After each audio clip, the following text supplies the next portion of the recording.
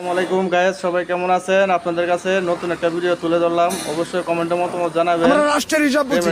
ওই মেট্রো দিয়ে একদিনও যায় না, ওটার ভিতরে যদি আমার বিনিয়োগ থাকে এবার ভাগ করে দিতে হবে, নাইলে আমার লেগে জিনিসের দাম কমান লাগবে, নাইলে কান ফাড়াই ফেলাবো। এবার অন্য হিসাবে চলবে দেশ। তোমার লেগে ব্যয় করছে তুমি দিবা, আমি কেন দিব? ডিজেল ভর্তি কি দিয়ে আনে যারা জ্বালায় তারা দিবে, আমি কেন দিব? আমার গাড়ির বিদেশি বোঝা কেন? আমার তো ব্যাংকে কোনো নামই নাই। এই মেয়ে, কোনো ব্যাংকে আমার নাম নাই, আমি বিদেশের কাছে কিভাবে দানা হইলাম?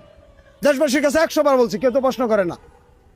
ওরা আমার নামে দানা করে সুইস ব্যাংকে অ্যাকাউন্ট করবে, বেগম পড়া বাড়ি বানাবে, আর আমি রাজ্যকে রিক্সা চালায় দানা শোধ করবো। এটা তো ডক্টর ইউনুসের পদ্ধতি, এটা তো আলী রিয়াজগর পদ্ধতি, এটা তো ওই যে ওই মজুমদারদের পদ্ধতি, এটা তো আমাদের পদ্ধতি না, এটা তো গণতন্ত্রের পদ্ধতি না। গণতন্ত্র তো সুষম বন্টন। তোমার ঘরে খাবার থাকলে আমার ঘরেও থাকবে, কম অথবা বেশি। কিন্তু আমার ঘরে খাবার নাই, তোমার কাছ থেকে আমার চায় আনতে হয় কেন? এটা আমি জানতে চাচ্ছি। বর্তমান পরিস্থিতিতে আমরা কোন জায়গায় আছি? আমি তো চিৎকার করে বলছি যে 8 প্রকার মানুষের কার্ড হলো, রিক্সা চালকদের কিছুই হলো না।